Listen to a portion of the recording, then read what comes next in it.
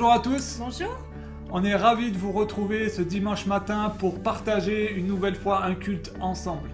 J'imagine que vous êtes chez vous, bien installés dans votre canapé pour regarder ce moment avec nous. Et une nouvelle fois, on aimerait vous inviter pas seulement à regarder, à être des consommateurs, mais vraiment à être des acteurs et participer pour rendre un culte à notre Dieu ensemble. Je dois vous dire que ces dernières semaines ont été relativement éprouvantes pour notre Église. Avec ce virus qui se propage de partout, beaucoup ont été malades, inquiets, beaucoup ont peur aussi. Et la semaine dernière, nous avons été dans le deuil avec la perte d'un frère qui nous était très cher. Et on voulait commencer ce culte en ayant un temps de louange. Et vous me direz, comment rendre un temps de louange alors que nous vivons des circonstances comme celle-là ? Pourquoi adorer, louer Dieu alors que tout est contraire ? Plein de choses que nous ne comprenons pas. Et j'aimerais vous partager une réflexion que j'ai lue dans ce bouquin qui s'appelle « L'art d'aimer », qui a été écrit par un certain nombre de conducteurs de louanges, des personnes qui dirigent la louange dans leurs églises. Et justement, il y en a un qui s'appelle Chris Tomlin, qui est relativement connu, et qui pose cette question justement. Pourquoi louer dans des temps d'épreuve ? Pourquoi louer alors qu'il y a la pauvreté, alors que dans le monde, il y a toutes les raisons de ne pas louer et adorer Dieu ? Eh bien, il fait référence au texte de Paul et Silas dans la parole de Dieu. Et il raconte, ces deux hommes sont des hommes passionnés qui ont servi l'Éternel, qui ont annoncé avec passion, avec ardeur, l'évangile, la bonne nouvelle autour d'eux. Et pourtant, ils ont été persécutés, ils ont été battus, ils ont même été jetés en prison. Et alors qu'ils se trouvent dans cette prison, si ça avait été moi à leur place, je pense que ma première réaction aurait été de me plaindre, de crier à Dieu et dire pourquoi moi je fais toutes ces choses et regarde tout ce qu'il y a autour de nous, regarde les épreuves que nous vivons. Et pourtant, qu'ont fait Paul et Silas ? Ils adoraient Dieu. C'est quand même incroyable, n'est-ce pas ? C'est paradoxal au vu de la situation qu'ils vivaient. Ils adoraient Dieu. Et l'auteur de ce passage, Chris Tomlin, nous apporte un éclairage sur la louange. Il nous dit que la louange nous apporte la liberté. Dans le sens où la louange nous invite à regarder vers Dieu, à tourner nos regards vers Dieu, à nous détourner de nous-mêmes, des circonstances qui sont fluctuantes, évidemment, mais à nous tourner vers ce Dieu qui est infaillible, qui ne change pas, qui est fidèle, qui a des promesses sur lesquelles on peut s'appuyer, qui sont solides. Et pour débuter ce moment de louange, je voulais vous lire un passage qui se trouve dans le psaume 40, que je vous invite à prendre et à lire avec moi. Psaume 40. Et c'est David, qui lui-même était dans des circonstances difficiles, qui a écrit ce psaume-là. « J'ai mis tout mon espoir en l'Éternel. Il s'est penché vers moi. Il a prêté l'oreille à ma supplication. Il m'a fait remonter du puits de destruction et du fond de la boue. Il m'a remis debout, les pieds sur un rocher, et il a affermi mes pas. Il m'a mis dans ma bouche un cantique nouveau, un hymne de louange pour chanter notre Dieu. Et quand ils verront ce qu'il a fait, beaucoup seront pleins de respect pour l'Éternel, et ils croiront en lui. » Amen. Alors qu'il est dans la détresse, dans des moments difficiles, David nous invite à chanter un cantique nouveau, un hymne de louange pour chanter et adorer notre Dieu.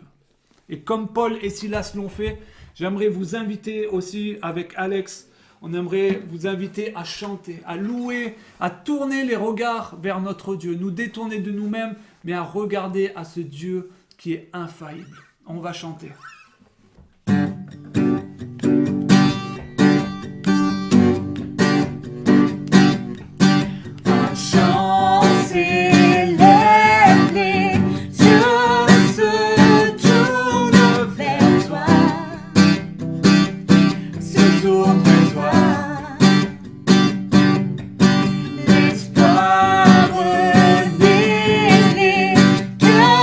Soupir après toi.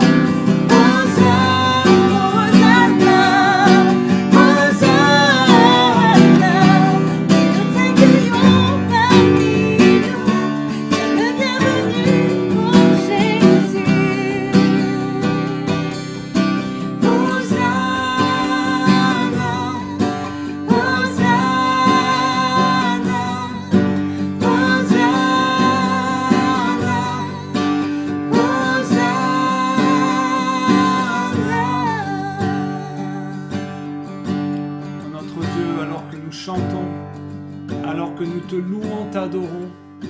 Nous voulons nous détourner de nous-mêmes, nous détourner des circonstances qui nous affligent, qui nous affectent, Seigneur, et regarder à toi, ce Dieu fiable, fidèle, infaillible, nous accrocher à ces promesses que nous chantons qui sont dans ta parole, Seigneur, que lorsque nous regardons à toi, nos craintes fuient, Seigneur. Amen. Et nous voulons nous appuyer sur cela, Seigneur, placer toute notre confiance en toi et ne cesser de te louer, de t'adorer constamment, Seigneur, quelles que soient les circonstances. Sois glorifié ce matin, Seigneur, par nos chants, où que nous soyons, Seigneur. Sois honoré, Seigneur, par nos louanges et par nos chants. Amen. Amen.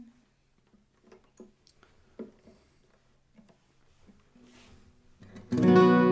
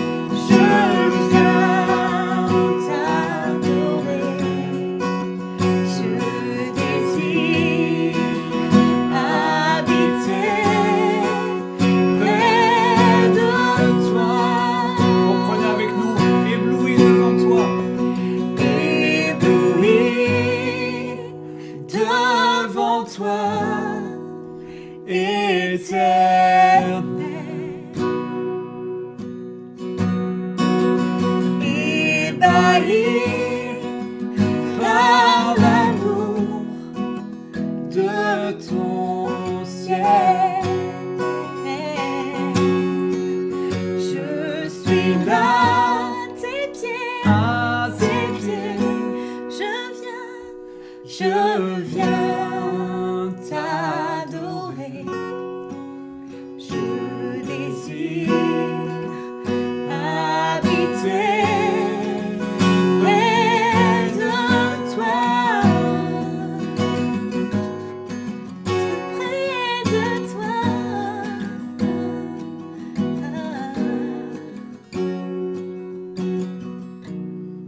Où que vous êtes ce matin, on aimerait vous inviter à tourner les regards vers notre Dieu. Alors à vous adresser à lui directement, à le prier, à lui dire combien vous l'aimez, combien vous voulez placer votre confiance en lui, quelles que soient les circonstances. Je vous invite à prier.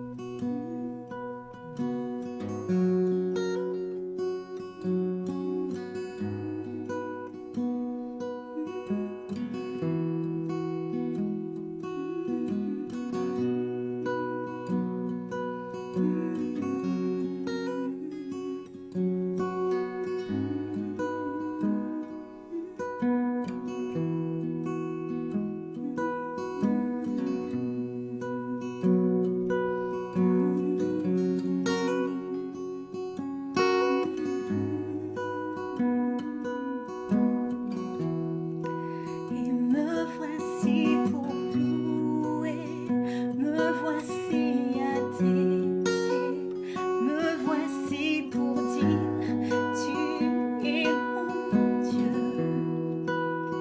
Tout en toi est grandeur, tout en toi est beauté, tout en toi est merveilleux pour moi.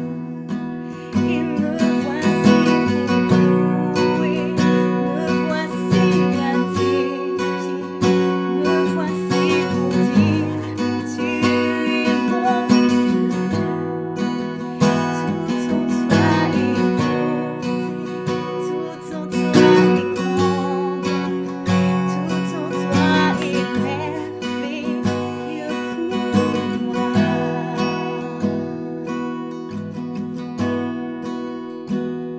pour moi. Seigneur, nous sommes là devant toi ce matin, chacun dans nos maisons, pour te dire que tu es notre Dieu, que nous t'appartenons, que nous sommes tes enfants, que nous voulons placer toute notre confiance en toi. Dans ces circonstances difficiles, continue à te louer et t'adorer, parce que tu es notre Dieu infaillible, Seigneur. Nous t'aimons et nous voulons te le dire par ces chants ce matin. Amen. Amen. Eh bien, après ce temps de louange, on aimerait maintenant laisser un petit temps pour Charlène qui va expliquer une petite activité pour les enfants et ensuite on va laisser la place à Cédric qui va continuer avec un message. Bonjour les enfants, ça me fait très plaisir de vous voir aujourd'hui. Nous allons parler de la puissance de Dieu, de la gloire de son Fils Jésus-Christ et de son immense amour pour nous. Mais avant de commencer, est-ce que vous savez ce qu'est un plan? Un plan, c'est un schéma qui permet de concevoir un projet. Je vais vous donner plusieurs exemples.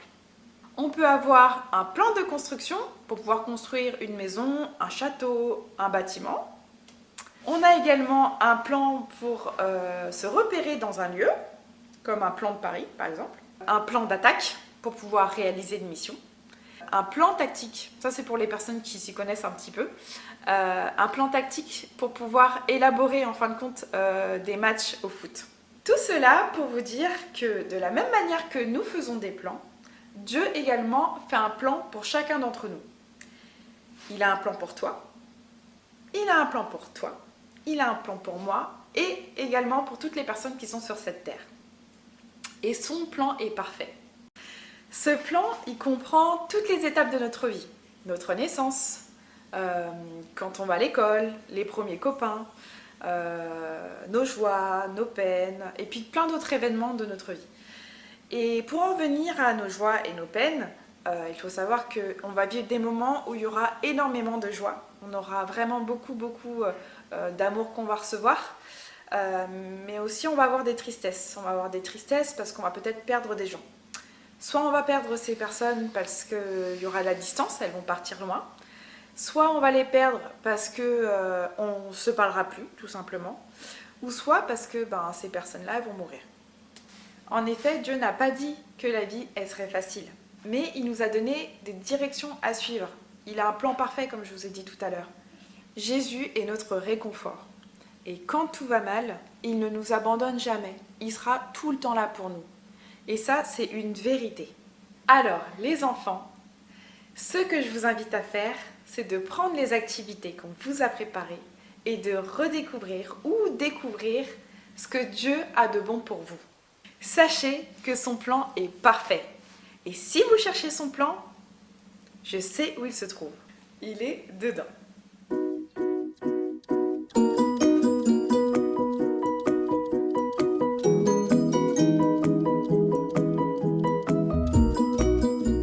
J'allais oublier le verset pour la vie. Il s'abaissa lui-même en devenant obéissant jusqu'à en subir la mort. Oui, la mort sur la croix. Philippiens 2, verset 8.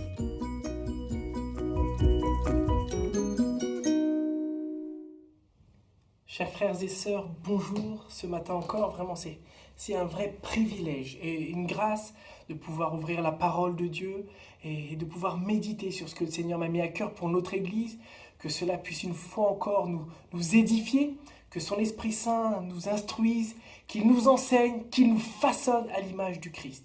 Et je voudrais vous inviter, avant de débuter et de vous partager le passage de ce matin, à simplement incliner vos têtes, fermer les yeux. Les enfants, si vous êtes avec vos parents, qu'on puisse prendre ce temps, simplement disposer nos esprits et nos cœurs à écouter la parole de Dieu. Notre Dieu, notre Père, Seigneur, tu es vivant. Aujourd'hui encore, Seigneur, tu es à l'œuvre. Seigneur, tu es souverain et nous sommes reconnaissants de pouvoir simplement t'appeler Père, de simplement savoir que Jésus-Christ, Seigneur, par sa mort et sa résurrection, a fait de nous tes enfants. Quel privilège, quelle grâce nous avons, Seigneur. Seigneur, ma prière est que ce matin encore, tu parles à chacun d'entre nous. Parle à nos cœurs, parle à nos vies, parle à nos êtres tout entiers, afin que nous puissions toujours plus te suivre, toujours plus t'imiter, toujours plus te ressembler. Père, ta parole est vivante et je prie, Seigneur, que ce matin encore, elle puisse pénétrer, Seigneur, nos âmes au plus profond de nous, pour nous révéler de façon toujours plus manifeste quel Dieu tu es. Ce Dieu d'amour, ce Dieu bon et bienveillant. Dans le nom de Jésus. Amen. Amen. 13 155. 9 053. 4 528. Ou encore 4 032. Voici des exemples de chiffres que nous entendons ces derniers temps, que ce soit aux informations ou sur les réseaux sociaux. Ces chiffres du baromètre de la mortalité, du nombre de décès en raison du coronavirus par pays, pour tout vous dire, il y a quelque chose qui me dérange derrière ces chiffres.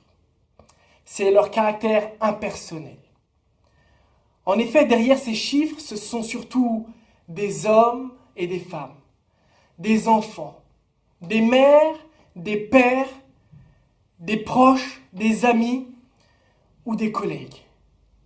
Des personnes que nous avons côtoyées, des personnes que nous avons aimées, des personnes qui nous ont quittés. Et cette semaine, en tant qu'Église, que corps du Christ, nous avons été touchés une nouvelle fois par un décès. Celui de notre frère Stéphane Bonvalet, qui a rejoint notre Seigneur. Et cela peu de temps après notre sœur Janine Johnson. Nous pensons tout particulièrement aux familles et nous sommes profondément attristés. La mort de nos proches vient toujours trop tôt. Et nous ne sommes jamais réellement prêts à faire face à cette séparation.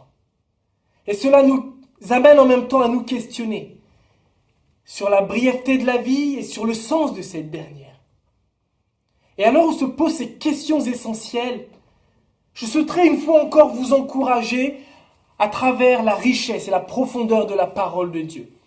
À travers un récit qui se trouve dans le Nouveau Testament, dans l'Évangile selon Jean, au chapitre 11. Et ce matin, je souhaiterais vraiment vous partager un message d'amour et d'espoir. Au Jean chapitre 11, et nous allons lire dans un premier temps versets 1 à 7, et puis nous poursuivrons du verset 17 au 44. Jean chapitre 11, verset 1. Dans le village de Béthanie vivaient deux sœurs, Marthe et Marie, ainsi que leur frère Lazare. Marie était cette femme qui, après avoir répandu une huile parfumée sur les pieds du Seigneur, les lui essuya avec ses cheveux. Lazare, son frère, tomba malade. Les deux sœurs envoyèrent donc quelqu'un à Jésus pour lui faire dire « Seigneur, ton ami est malade. » Quand Jésus apprit la nouvelle, il dit « Cette maladie n'aboutira pas à la mort. Elle servira à glorifier Dieu. Elle sera une occasion pour faire apparaître la gloire du Fils de Dieu. » Or, Jésus était très attaché à Marthe, à sa sœur et à Lazare. Après avoir appris qu'il était malade, il resta encore 2 jours à l'endroit où il se trouvait. Puis il dit à ses disciples, « Retournons en Judée. » Poursuivons au verset 17. À son arrivée, Jésus apprit qu'on avait enseveli Lazare depuis 4 jours déjà. Béthanie était à moins de 3 kilomètres de Jérusalem. Aussi, beaucoup de gens étaient-ils venus chez Marthe et Marie pour leur présenter leurs condoléances à l'occasion de la mort de leur frère. Quand Marthe apprit que Jésus approchait du village, elle alla à sa rencontre. Marie, elle, resta à la maison.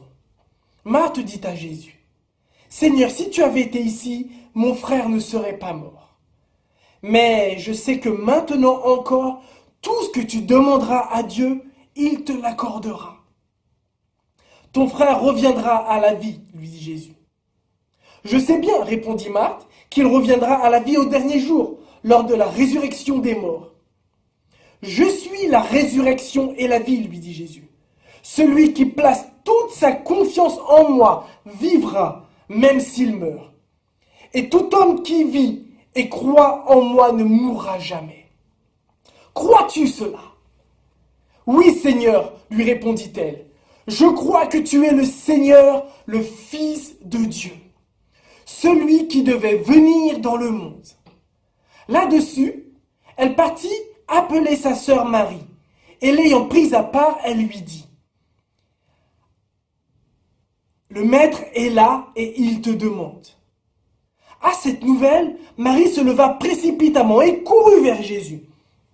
Il n'était pas encore entré dans le village, il était resté à l'endroit où Marthe l'avait rencontré. Ceux qui se trouvaient dans la maison avec Marie pour la consoler la virent, se lever brusquement et sortir. Ils la suivirent, pensant qu'elle allait au tombeau pour y pleurer. Marie parvint à l'endroit où était Jésus. Dès qu'elle le vit, elle se jeta à ses pieds et lui dit, « Seigneur, si tu avais été ici, mon frère ne serait pas mort. » En la voyant pleurer, elle et ceux qui l'accompagnaient, Jésus fut profondément indigné et ému. « Où l'avez-vous enterré ? Demanda-t-il. « Viens, Seigneur, lui répondirent-ils, tu verras. » Jésus pleura.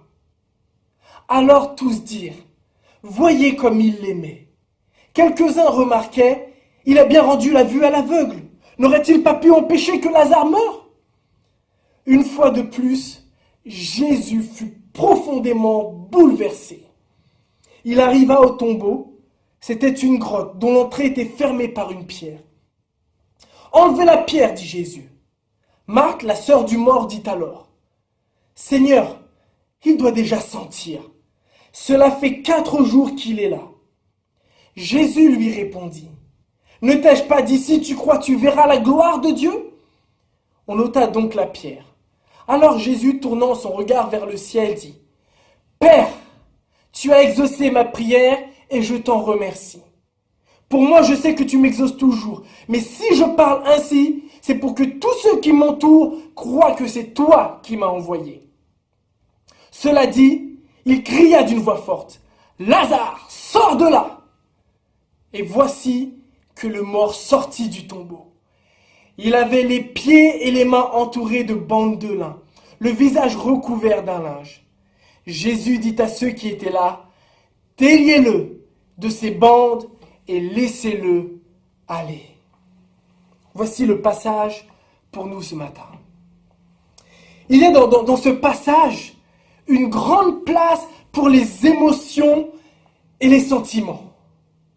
Nous y voyons la souffrance, les pleurs que provoque la perte d'un proche. Les mots et les expressions qui décrivent la tristesse, ils sont nombreux.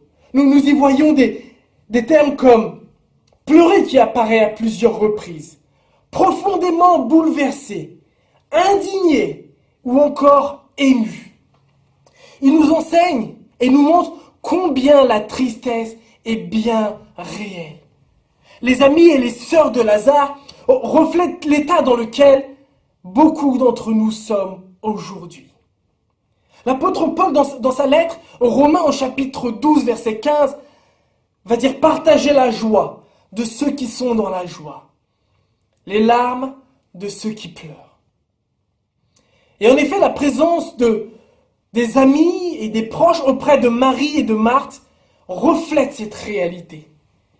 Ils étaient présents pour leur apporter soutien, pour leur apporter réconfort et consolation. Comme il est écrit, on le voit au verset 19 et 31.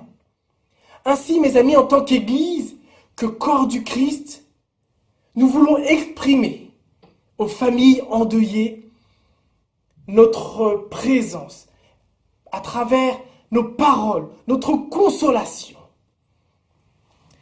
Cela est vrai pour notre famille en Christ, mais cela est vrai aussi pour toutes les familles endeuillées que nous connaissons et que nous avons autour de nous. Les mesures de confinement, même si elles sont extrêmement restrictives sur la possibilité de nous réunir en grands groupes, ne doivent pas nous empêcher de témoigner du réconfort, de la compassion et une présence. Que cela soit à travers des messages, que cela soit à travers un appel, ou cela soit à travers une visite aussi, avec le respect naturellement des règles sanitaires, avec sagesse et bienveillance. Mais nous devons témoigner de notre amour en ces temps-là, mes frères. Ce passage nous montre aussi combien il est important de réaliser que faire le deuil d'un proche et exprimer sa douleur est quelque chose de légitime.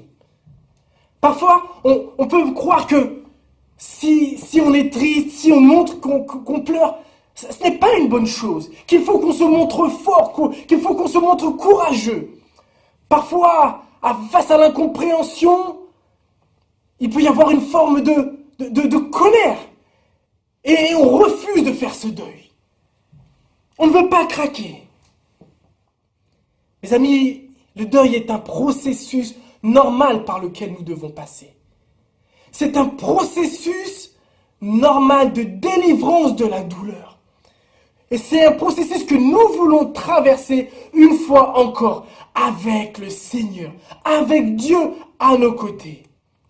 Nous voyons que l'une des premières choses que vont faire Marthe et Marie lorsque Jésus va s'approcher et va arriver dans leur village, c'est qu'ils vont se rendre à ses côtés et lui parler.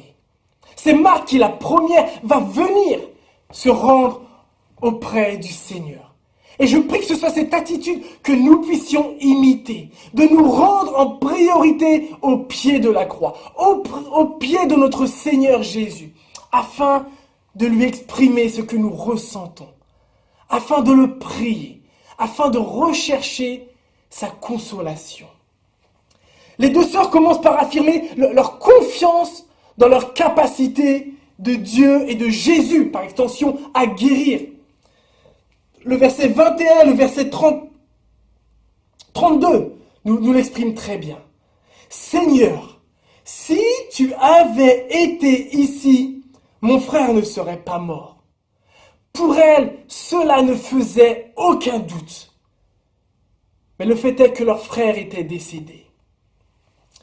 Dans la suite de leur échange, nous voyons comment ces deux sœurs vont avoir deux réactions différentes. Marthe, de son côté, va affirmer les vérités et les paroles de Jésus, les promesses du Seigneur. On le voit au verset 22. Je sais que maintenant encore, tout ce que tu demanderas à Dieu, il te l'accordera. Puis au verset 24, je sais bien, répondit Marthe, qu'il reviendra à la vie au dernier jour, lors de la résurrection des morts. Marthe va trouver sa paix, son assurance dans les paroles du Christ, qu'elle va elle-même professer comme une confession de foi, comme une affirmation de ses vérités. Lorsque au verset 27, elle va dire « Oui Seigneur, je crois que tu es le Christ, le Fils de Dieu, celui qui devait venir dans le monde. » De l'autre côté, nous voyons Marie, qui elle ne peut exprimer son chagrin et sa douleur qu'en se jetant aux pieds du Christ et en pleurant. Nous voyons Marie pleurer. Face à ces deux attitudes, Jésus va répondre différemment.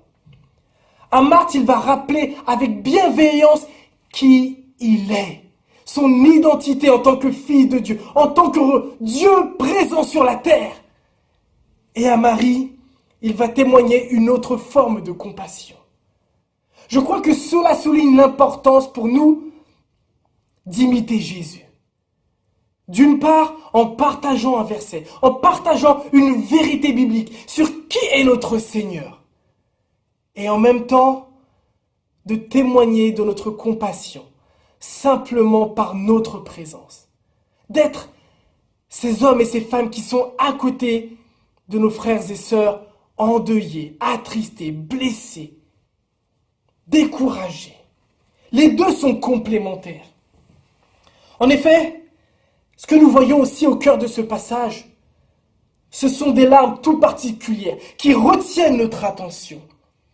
Ces larmes, ce sont celles de Jésus.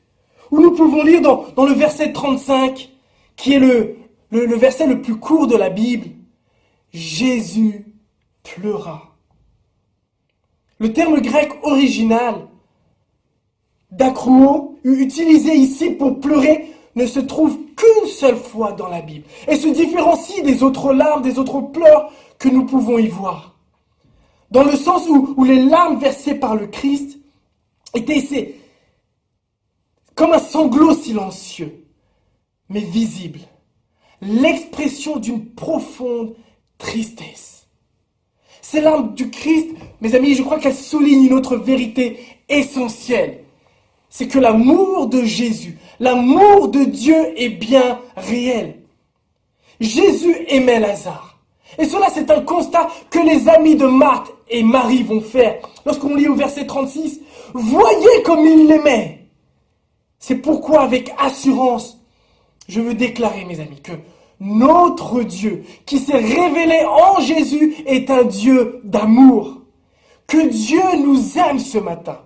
Que Dieu nous aime au-delà de ce que nous pouvons penser, au-delà de ce que nous pouvons croire, au-delà de ce que nous pouvons réaliser. Dieu n'est pas insensible à notre souffrance. Il la voit, il la connaît, bien plus il y répond. En effet, dans son infini amour, Dieu a prévu un moyen de consolation pour l'humanité. Il a envoyé son Saint-Esprit pour nous consoler. Mais bien plus qu'un moyen de consolation, il a prévu un moyen de salut en Jésus-Christ seul. C'est une évidence. Notre monde souffre. Et le plus grand mal dont il souffre, c'est celui du péché. Ce poison mortel qui touche l'humanité entière et qui se manifeste par le rejet de Dieu, mais aussi par le mal que nous faisons à travers nos paroles, nos actes, à travers même nos pensées qui sont mauvaises.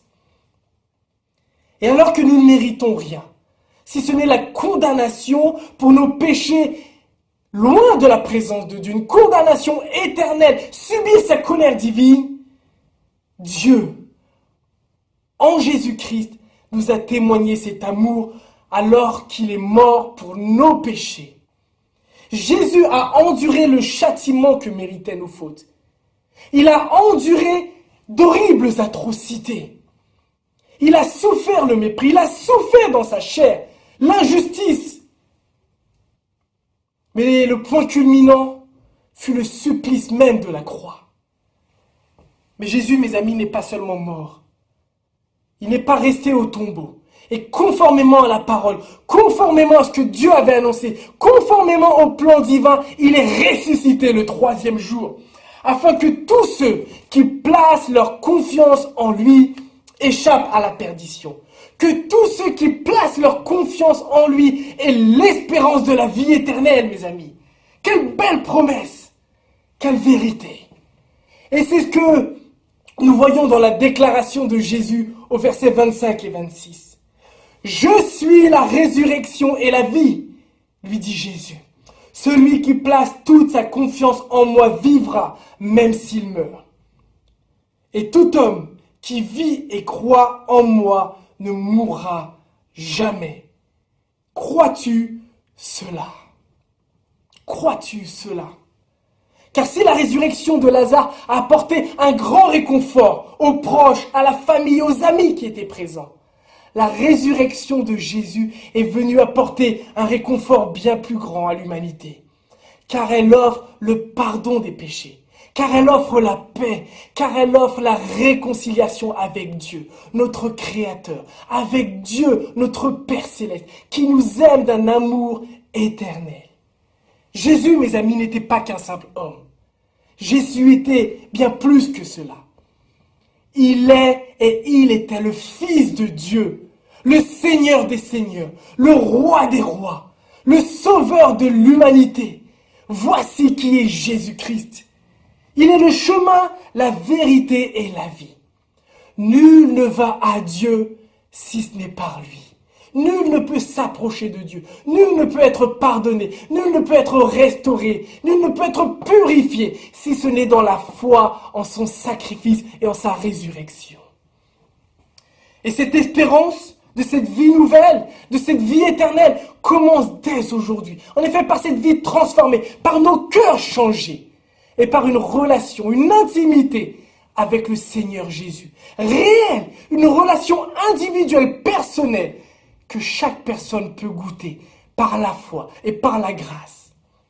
Et je souhaiterais reprendre ce qu'un pasteur écossais du XVIIe siècle, Samuel Rutherford, a adressé à une mère endeuillée par la mort de sa fille. Vous avez perdu une enfant. Que dis-je?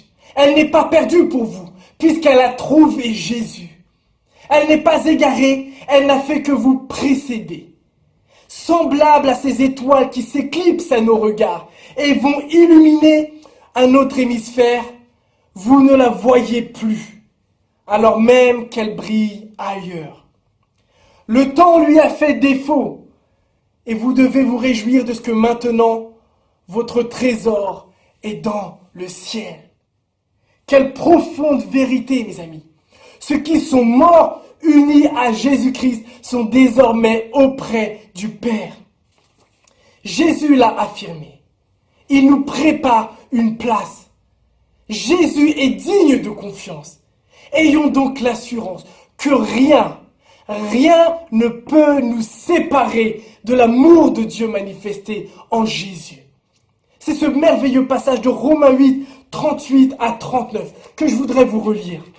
Romains 8, 38, 39. Oui, j'en ai l'absolue certitude. Ni la mort, ni la vie, ni les anges, ni les dominations, ni le présent, ni l'avenir, ni les puissances, ni ce qui est en haut, ni ce qui est en bas, ni aucune autre créature. Rien ne pourra nous arracher à l'amour que Dieu nous a témoigné en Jésus-Christ, notre Seigneur. Voici la réalité, mes amis. John Piper a déclaré que Nos tristesses, lors de la mort d'un croyant, sont des chagrins joyeux. Et notre joie lors de la mort d'un croyant est une joie empreinte de tristesse. Il n'y a rien de désespérant au sujet de la tristesse. Et il n'y a rien de désinvolte concernant la joie.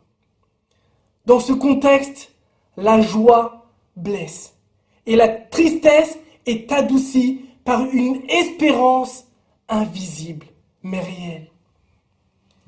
Mes amis, c'est ce que nous avons vu à travers ce passage de l'Écriture, en Jean.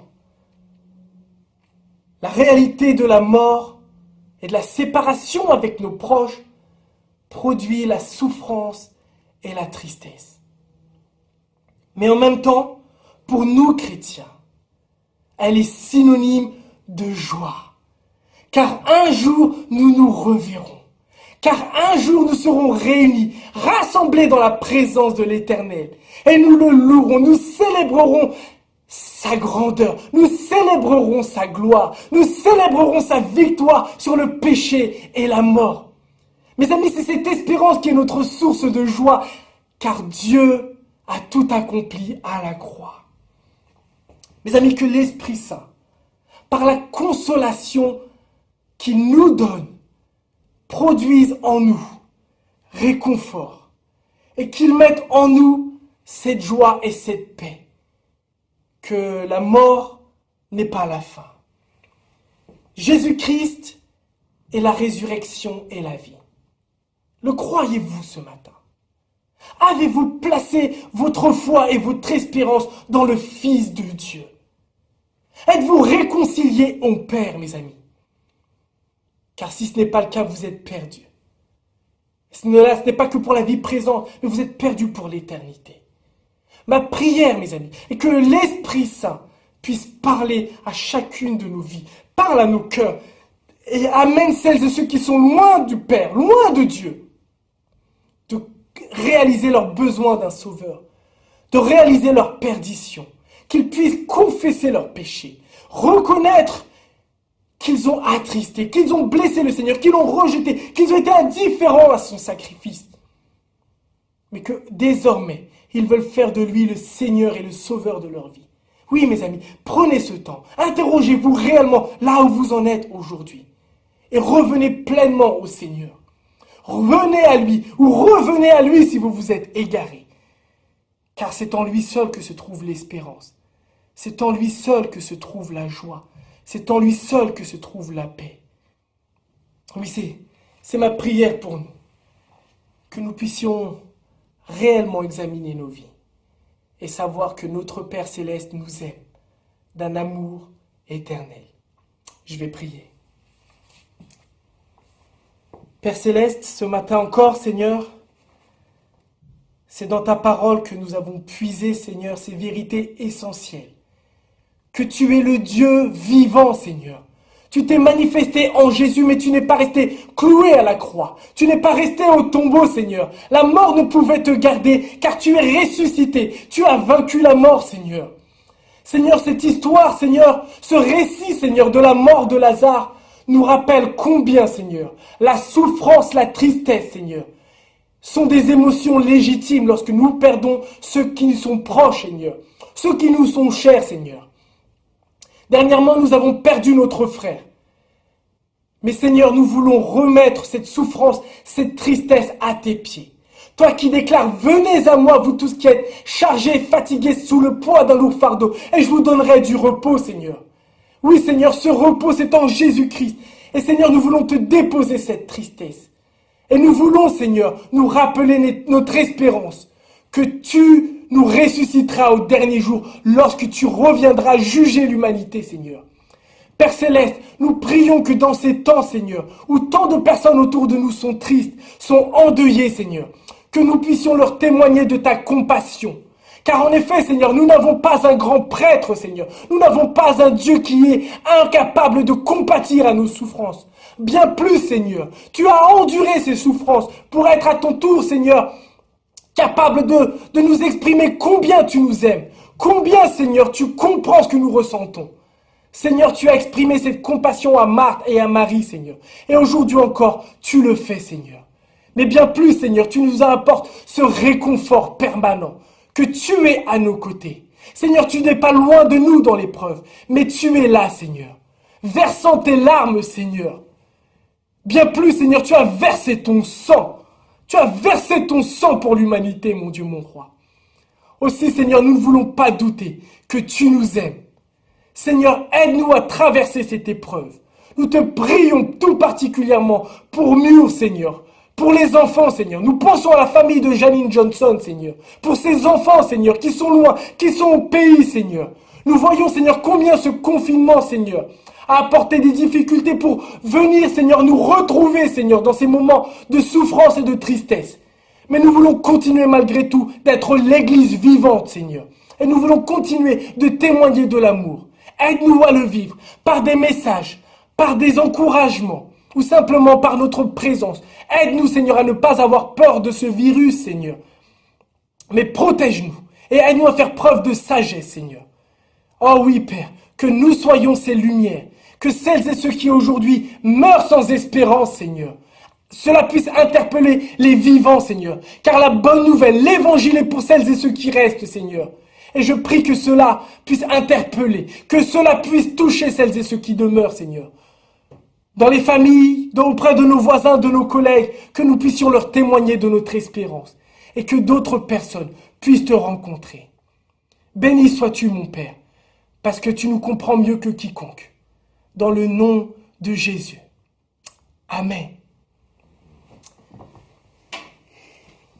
Bon dimanche à tous, mes amis. Que le Seigneur apporte ce réconfort que nous avons besoin. Car il le fait. Rappelez-vous, nous sommes les temples de son Saint-Esprit. Et il est à nos côtés. Merci Cédric pour ce message édifiant pour chacun d'entre nous. On aimerait vous laisser avec ce dernier chant qui nous rappelle combien Dieu est fidèle et qui nous rappelle son amour infaillible pour chacun d'entre nous. Chantons.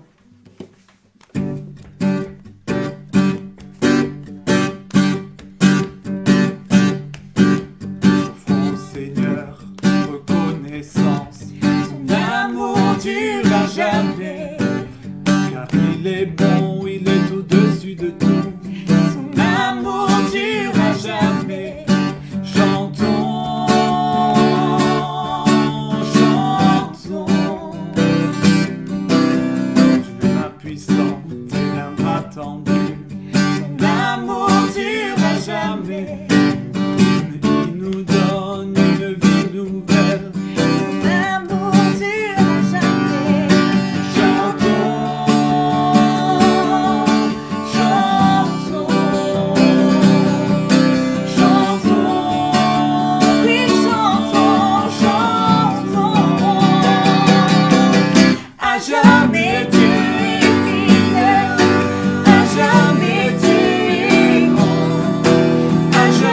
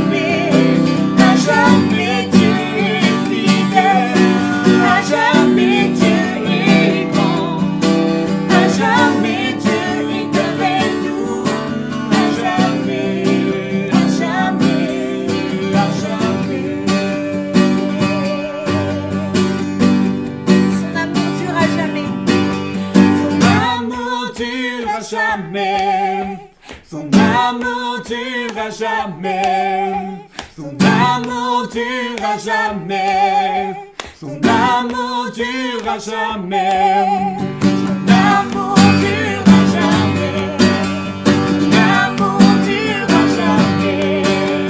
Son amour durera jamais. Son amour durera jamais. Chantons, chantons,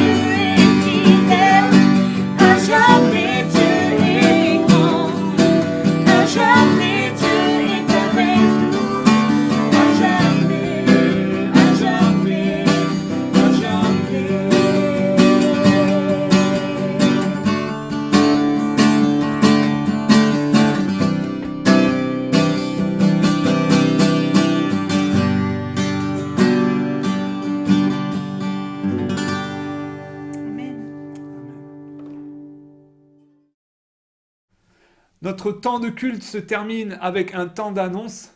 D'abord, vous avez été nombreux à nous demander comment est-ce que vous pouviez continuer à donner votre offrande pour participer à la vie de l'Église. Sachez que vous pouvez continuer à le faire en mettant en place des virements électroniques avec votre banque et vous pouvez trouver un RIB sur la page d'accueil de notre site internet que vous pouvez télécharger très facilement.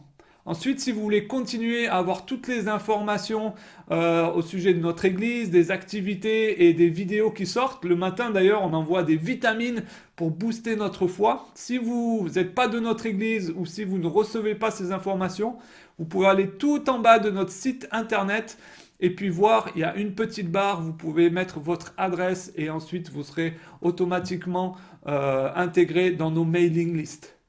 Vous savez sans doute que à partir d'aujourd'hui, nous démarrons la semaine qui va nous amener jusqu'au week-end de Pâques. Et nous voulions, avec l'équipe pastorale, vous proposer un petit canevas avec des lectures pour chaque jour qui vont nous préparer et nous amener jusqu'au dimanche de Pâques. Donc 6 juin, dans l'email en dessous, vous pouvez cliquer et télécharger ce canevas où vous aurez chaque matin une lecture qui va vous accompagner et les vitamines seront aussi liées à ce texte du jour. Et puis vendredi, normalement c'est le vendredi saint, notre église a traditionnellement un moment particulier à vendredi saint et vous recevrez aussi une vidéo avec un moment spécial de louange et d'adoration autour de cette thématique du vendredi saint. Voilà, c'est tout les amis. Si vous voulez voir toutes les infos, rendez-vous sur notre site internet, revoir des vidéos, revoir des replays. N'hésitez pas, allez sur notre site internet, vous trouverez tout ce qu'il vous faut. Je vous souhaite un excellent dimanche et je vous dis à très bientôt.